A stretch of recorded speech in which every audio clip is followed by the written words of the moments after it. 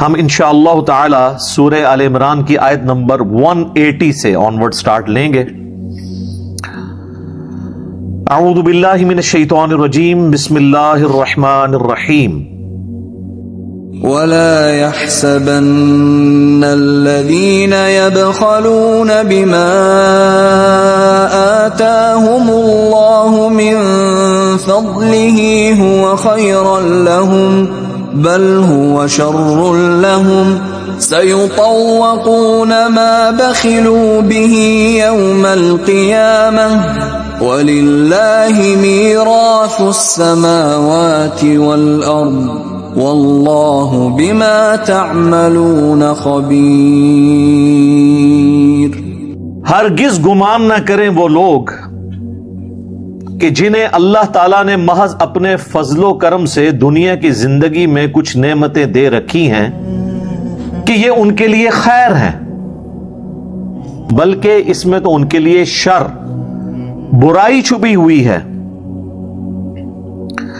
اب یہ اسپیسیفکلی ان لوگوں کی طرف روئے سخن ہے جو لوگ دنیا میں دیا ہوا اللہ کا مال اللہ کی راہ میں خرچ نہیں کرتے، اور ایٹ لیسٹ وہ جو ڈیٹم لیول ہے جو اوبلیگیٹری ہے ہر انسان کے اوپر، 40واں حصہ اپنے مال میں سال میں ایک دفعہ نکالنا یعنی زکوٰۃ، وہ اللہ کی راہ میں خرچ نہیں کرتے بلکہ مال جوڑ کر اس سے مزید مال کمانے کی فکر میں لگے رہتے ہیں۔ یہ اسپیسیفکلی ان کے بارے میں ہے کیونکہ اسی آیت کے اگلے ٹکڑے میں اس کا ذکر بھی آ جائے گا کہ کن لوگوں کو ایڈریس کیا جا رہا ہے۔ تو اللہ تعالیٰ فرما رہا ہے کہ دنیا کی دولت کسی کو ملنا یہ اس کے لیے خیر نہیں ہے، عین ممکن ہے اس میں شر چھپا ہو اس کے لیے۔ وہ اسی آیت کے اندر اب اللہ تعالیٰ ذکر فرما رہا ہے، اس مال کا توق ان کے گلوں میں ڈالا جائے گا جس کے ساتھ انہوں نے بخل کے ذریعے، کنجوسی کے ساتھ مال دنیا میں جوڑا تھا، یہ مال کا ایک توق بنا کے ان کے گلے میں ڈال دیا جائے گا۔ یہ ہار نہیں ہے، توق ہے۔ صحیح بخاری اور صحیح مسلم کی متفق علیہ حدیث ہے، اللہ کے محبوب صلی اللہ علیہ وآلہ وسلم نے فرمایا، جس نے دنیا میں ایک بالشت زمین کسی کی دبا لی، ایک بالشت صرف 9 انچ، تو 7 زمینوں کا توق قیامت والے دن اللہ تعالیٰ اس کے گلے میں ڈالے گا۔ جناب یہ آپ کبھی یہ جو لوگ فوج کی نوکری کرتے ہیں نا، تو اس میں ایک ٹرم یوز ہوتی ہے پٹھو باندھنا۔ کسی کو سزا دینی ہوتی ہے نا، 20-25 کلو کا وزن اس کی پیٹھ پہ لا دیا جاتا ہے اور پھر کہا جاتا ہے فلاں پہاڑی پہ چڑھ، اور جس کو 7 زمینوں کا توق لا دیا جائے تو وہ تو آپ سمجھ سکتے ہیں کہ اس کا تو کچھ عمر ہی نکل جائے گا۔ تو اللہ تعالیٰ ہمارے ہم تو چاہتے ہیں کہ قیامت والے دن اس مال کو ان کے گلوں کا توق بنا دے جو دنیا میں انہوں نے جوڑا تھا۔ آسمان اور زمین کی میراث تو اللہ کی ہے۔ لوگ تو کہتے ہیں میرے مرنے کے بعد فلاں وارث، اصل میں سب نے ہی مر جانا ہے، الٹیمیٹلی وارث کون ہوگا؟ اللہ۔ لمن الملک اليوم للہ الواحد القہار۔ اور اللہ تعالیٰ دیکھ رہا ہے جو کچھ تم اعمال کر رہے ہو، اس سے باخبر ہے۔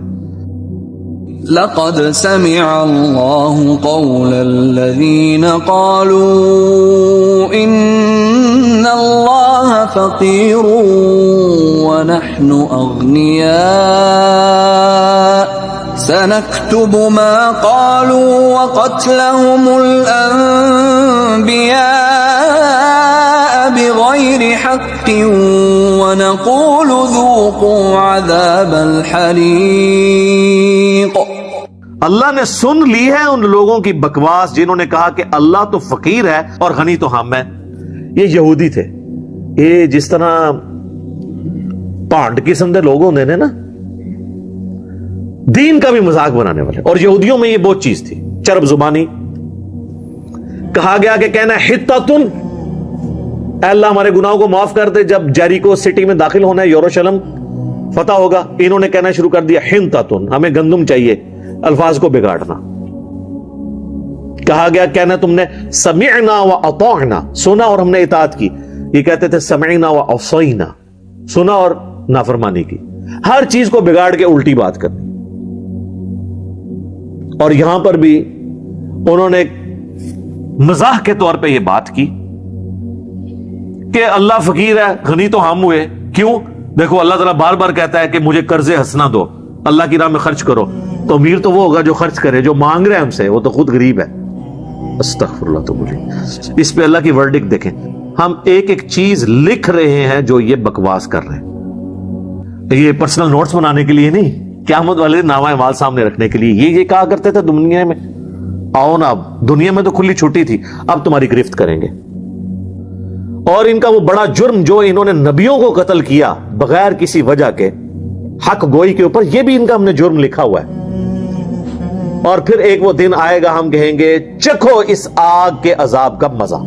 جو تم دنیا میں اللہ کے بارے میں اس طرح کی غلط گفتگو کرتے تھے, اس کے بھیجے ہوئے نمائندوں یعنی وقت کے پیغمبروں کو قتل کرتے تھے, دنیا میں تو کھلی چھٹی تھی, لیکن آج ہم گرفت کریں گے. ذلك بما قدمت أيديكم وأن الله ليس بظلام للعبيد. یہ ہیں وہ جو تمہارے ہاتھوں نے آگے بھیجے تھے نا اپنے کرتوت. یہ تو اپنی کیتیاں اگے آئی ہیں جنہوں پنجابی کہتے ہیں. یہ تمہارے کرتوت تھے جو تم دنیا میں تو کہتے تھے اللہ کا بڑا فضل ہے, میری یہ فلم بھی ہٹ ہو گئی ہے. یہ تمہارے کرتوت ہیں جو اب تمہارے سامنے آئے ہیں, یہ تمہارے. اور یہ کہ اللہ تعالیٰ یقیناً اپنے بندوں پر ظلم نہیں کرتا. اگر قیامت میں اللہ نے پکڑا ہے تو دنیا میں کھلی چھٹی دی تھی, نبیوں کے ذریعے اور ان کے ذریعے کتابیں بھیج کے سلیبس کی فارم میں حق کا حق ہونا اور باطل کا باطل ہونا تم پر عیاں کر دیا تھا. اب یہ تمہارا فیصلہ تھا نا کہ تم نے کون سی چیز قبول کی ہے.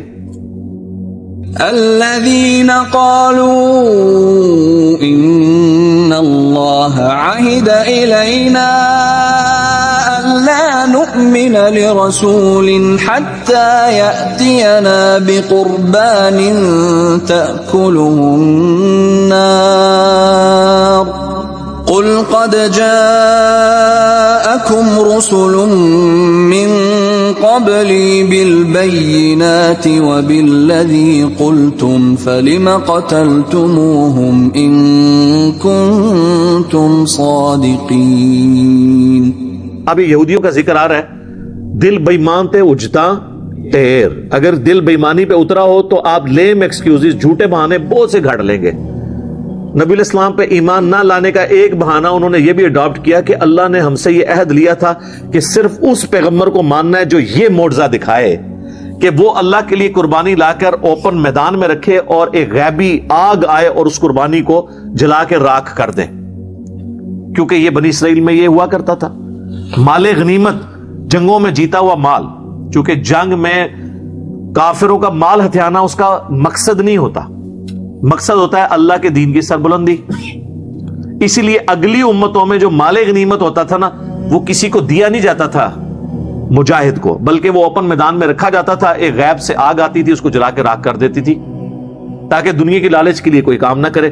ہماری امت میں اللہ تعالیٰ نے آسانی کی. بخاری مسلم میں حدیث ہے, مجھے 5 ایسی خصوصیات دی ہیں جو مجھ سے پہلے کسی نبی کو نہیں دی. ان میں سے ایک یہ ہے کہ مال غنیمت اللہ نے میرے لیے حلال کر دی. پہلے یہ حرام تھا. تو وہ کہتے تھے کہ غیبی آگ آئے, جس طرح کہ قابیل اور حابیل کا ذکر بھی سورۃ المائدہ میں آئے گا کہ اللہ تبارک و تعالیٰ نے حابیل کی قربانی قبول کر لی, قابیل کی نہیں کی. تو وہ کب وہ آگ آ کے اس قربانی کو کھا گئی تھی, دوسری قربانی وہیں پڑی رہی. تو یہ اس چیز کا ثبوت تھا کہ یہ قبول ہوئی ہے, جو راکھ بن گئی قبول ہوئی, جو نہیں راکھ بنی اس اپنی جگہ پہ وہ قبول نہیں ہوئی. تو اب وہ یہ کہتے تھے کہ ہم سے تو اللہ نے یہ عہد لکھا ہے, یہاں تک کہ کوئی رسول ہمارے پاس یہ معجزہ لے آئے کہ وہ قربانی لے کر آئے جسے اوپنلی آگ کھا جائے, یہ معجزہ جب تک نہیں دکھاؤ گے ہم نہیں مانیں گے. اے نبی ان سے فرما دیجئے مجھ سے پہلے بھی کئی رسول آئے ہیں تو روشن دلائل لے کر, اور وہ معجزے بھی لے کر آئے جو تم مجھ سے ڈیمانڈ کر رہے ہو.